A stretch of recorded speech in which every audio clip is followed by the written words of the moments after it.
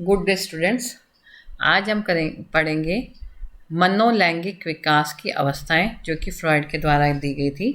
मनोलैंगिक विकास यानी psychosexual development. Freud stages of personality development. The theory of psychosexual development was proposed by the famous psychoanalyst Sigmund Freud and described how personality develop over the course of childhood. इसमें Freud ने ये बताया है कि व्यक्तित्व का विकास जो है वो किस तरीके से होता है और उसकी जो बाल्यावस्था होती है उसमें जो अनुभव होते हैं उससे उनकी पर्सनैलिटी कैसे शेप होती है। Psychoanalytic theory suggested that personality is mostly established by the age of 5.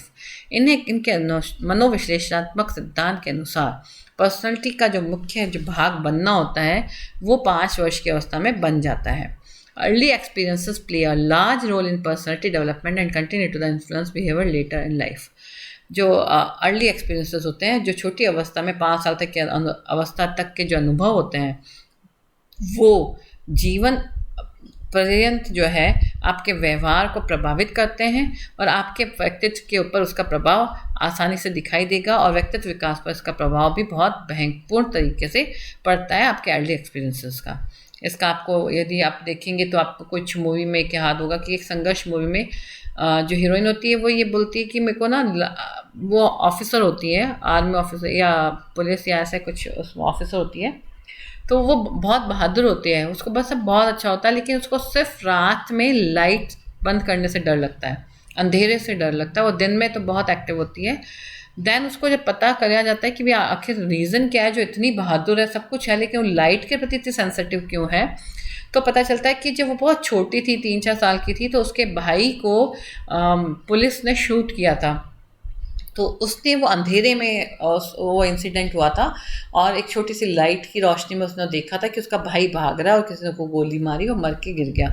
तो वो जो प्रभाव था उसको लाइफ लॉन्ग उसका रहा कि वो जैसे कोई टनल या अंधेरी जगह पर प्रवेश करती थी तो उसको बहुत ज़्यादा डर लगता था, वो उसकी सोचने समझने की क्षमता खत्म हो जाती थी।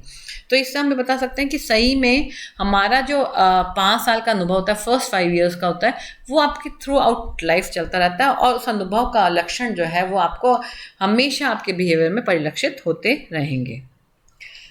फ्रॉइड के अनुसार मनोलैंगिक विकास की विभिन्न अवस्थाएं हैं। वो है फर्स्ट अवस्था का नाम है ओरल, जो 0 से 2, इसको मौखिक भी कहते हैं, इन 0 से 2 वर्ष की अवस्था तक चलती है।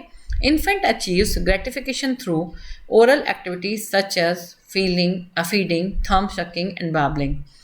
हम जब भी फ्रॉइड की थ्योरी आपके दिमाग में आए तो आप ये ध्यान रखिए कि फ्रॉइड के अकॉर्डिंग उन्होंने इड ईगो सुपर ईगो का कॉन्सेप्ट दिया था। तो उनके अकॉर्डिंग हर अवस्था में किसी न किसी चीज़ से इंसान का जो इड है वो संतुष्ट करना होता है, कहीं ना कहीं एक प्लेजर की फीलिंग लानी होती है, ग्रेटिफिकेशन चाहिए होता है। तो हर अवस्था में ये ग्रेटिफिकेशन जो है वो किस किस चीज़ से मिलता है उसके अकॉर्डिंग उसका नाम दिया है। जैसे फर्स्ट उसने बोला ओरल स्टेज। ओरल स्टेज में बच्चे को संतुष्टि मिलती सकिंग से, फीडिंग से, बैबलिंग बोलने से, बबलाने से। तो आपने देखा होगा छोटा बच्चा 0 से 2 साल तक का बच्चा हमेशा अपना मुंह में जब भी कोई चीज़ जाएगी तो अपने आप को कॉन्फिडेंट फील करेगा। अंगूठा चूसना, उंगलियां चूसना या फीडिंग, कुछ भी चीज़ खाना, मुंह में कोई खिलौना टॉय भी देंगे तो वो मुंह में डाल लेता है। तो उसको जो संतुष्टि उस अवस्था में मिलती है कि उसके आसपास कोई भी चीज़ है, उसको खुश होना है, तो उसका खुशी का एकमात्र साधन होता है मौखिक खुशी, और मौखिक खुशी होती है मुंह में डालकर उसको सक करना।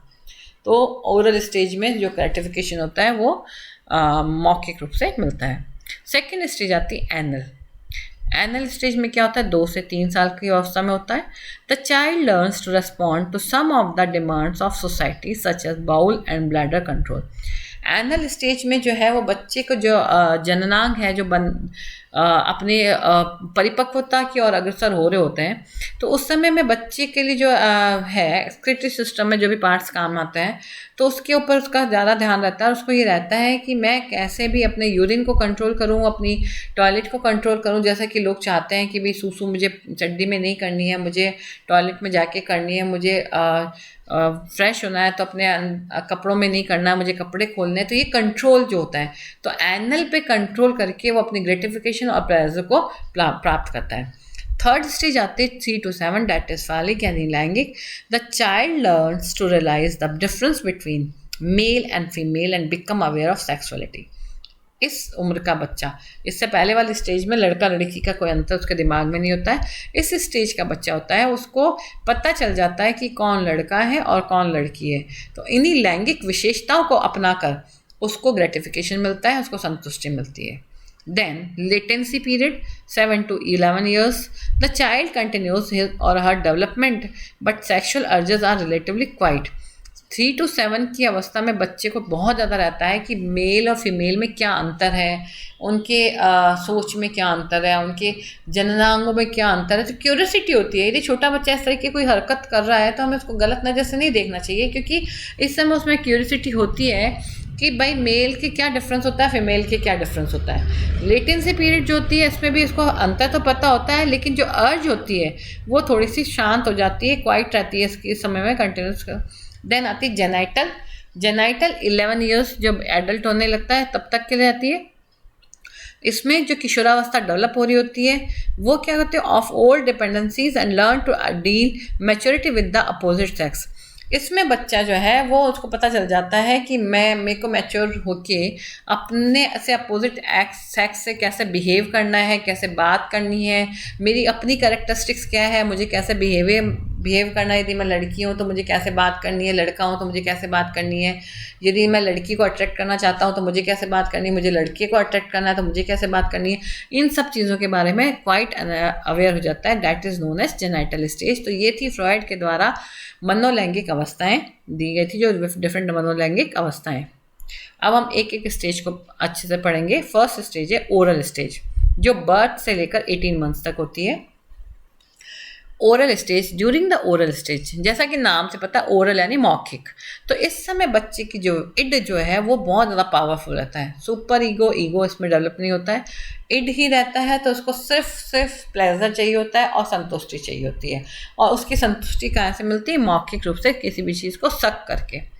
During the oral stage, the infant's primary source of interaction occurs through the mouth. So the rooting and sucking reflex is especially important. तो इस समय में sucking reflex दिखाता है बच्चा। Then mouth is vital for eating. An infant derives pleasure from oral stimulation through gratifying activities such as tasting and sucking. तो इस समय में क्योंकि माउथ से ही उसका सारा काम, ईटिंग होती है, सकिंग होती है, तो इसका जो स्टिमुलेशन भी जो होगा और संतुष्टि का सोर्स होगा वो भी कहाँ से, मुंह के आसपास ही रहेगा। तो टेस्ट करने से होगा या सक करने से होगा। The primary conflict at this age is weaning process. तो इस अवस्था में जो एक अवधारण बीच में जो एक बाधा आती है वो होती है वीनिंग प्रोसेस।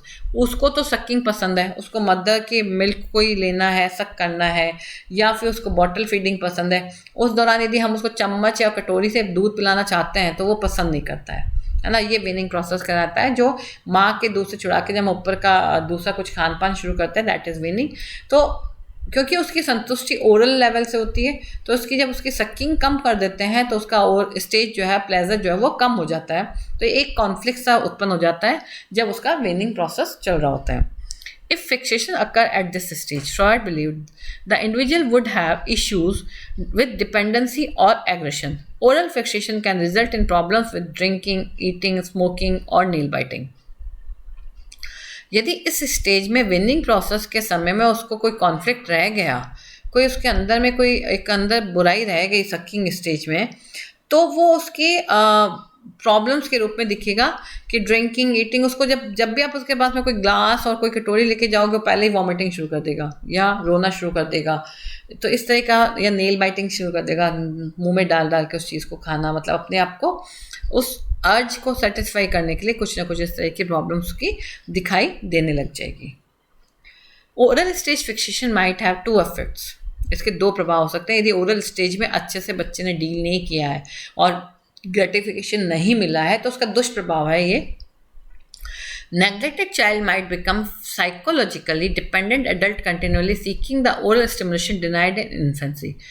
ऐसे बच्चे जो है वो थंब सकिंग, नेल बाइटिंग शुरू हो जाता है कि उस समय में यदि उनको प्रॉपर फूड मिलना नहीं है, वो प्रॉपर तरीके से सकिंग की अपॉर्चुनिटीज़ नहीं मिली है, तो वो बच्चा जो है वो थोड़ा सा बड़ा होने के बाद भी अपने थंब सकिंग शुरू रखता है।